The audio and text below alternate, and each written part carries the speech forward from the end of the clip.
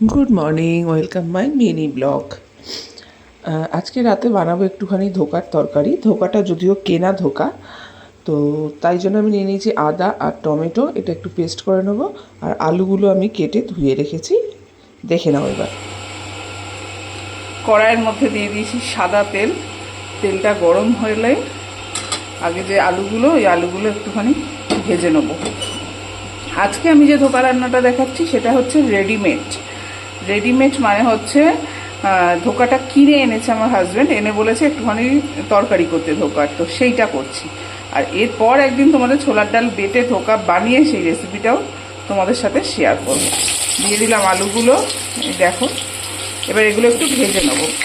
এই হচ্ছে ধোকাগুলো, আমি বললাম যে কিনে নিয়ে এসছে আজকে ধোকাগুলো, এনে একটু বলেছে ধোকার ডালনা করতে, তো সেটাই আজকে করব। আজকে কেনা রেসিপিটা তোমাদের সাথে শেয়ার করব, কেনা ধোকার।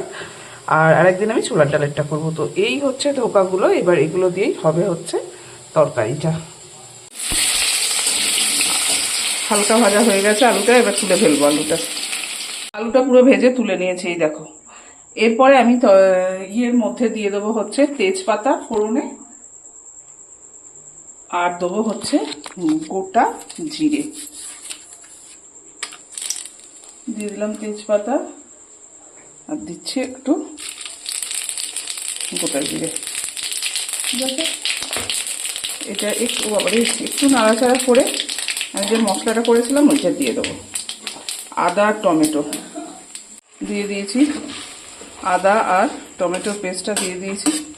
এইবার আস্তে আস্তে গুঁড়ো মশলাগুলো দিয়ে দেবো যেগুলো লাগবে। যেমন দেখো, পরিমাণ মতো হলুদ দেবো, হলুদ। আচ্ছা, এটা হচ্ছে একটু জিরের গুঁড়ো দিলাম।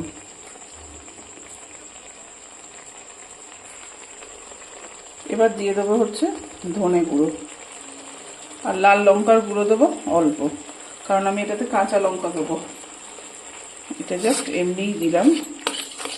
এই দিয়ে ভালো করে এবার এই মশলাটাকে কষাতে হবে, খুব সুন্দর করে মশলাটাকে কষিয়ে নেব। 4টে কাঁচা লঙ্কা আমি এতে দিয়ে দেবো ফাটিয়ে। ঝালটা যে যেরকম খাও তোমরা, সম্পূর্ণই নিজের ওপর। এই এবার এটাকে কষাবো, কষিয়ে এটা থেকে যখন ছাড়বে, তেল ছাড়বে, তখন আমি আলুগুলো দিয়ে একটু নাড়াচাড়া করে তারপর জল দেবো। ধোকার ডালনায় কিন্তু একটু জল বেশি দিতে হয়, কারণ ধোকা কিন্তু রান্না হয়ে যাওয়ার পর জল টেনে নেয়। মোটামুটি মশলাটা তেল ছেড়ে দিয়েছে, এবার দিয়ে দেবো হচ্ছে আলুগুলো। আলুগুলো দিয়ে সামান্য একটু জল দেবো, দিয়ে কষাবো।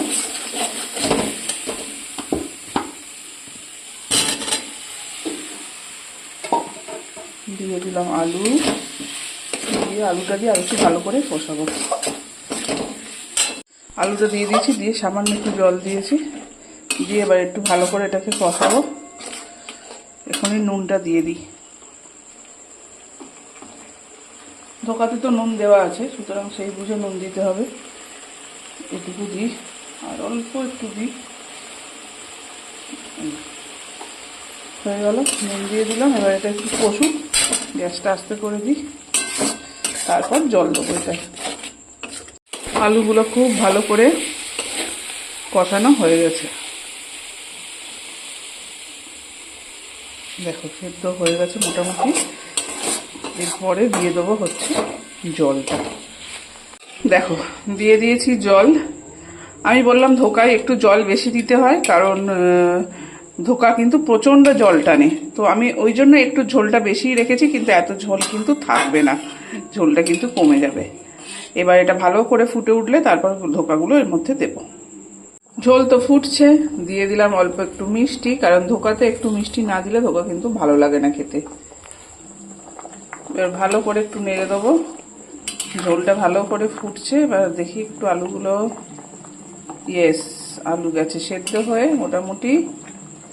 আর একটা দেখে নিই, ইয়েস, আলু গেছে সেদ্ধ হয়ে। এইবার আমি ধোকাগুলো দিয়ে দেবো।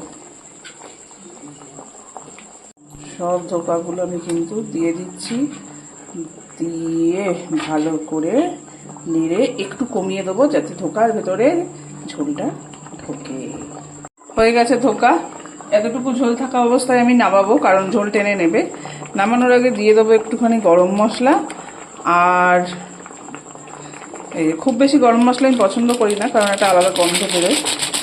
আমি গরম মশলা দিলাম, তোমরা চাইলে একটু ঘিও দিতে পারো এর সাথে, দারুণ হবে। কিন্তু আমি ঘিটা আজকে দিলাম না, স্কিপ করলাম, ঠিক আছে?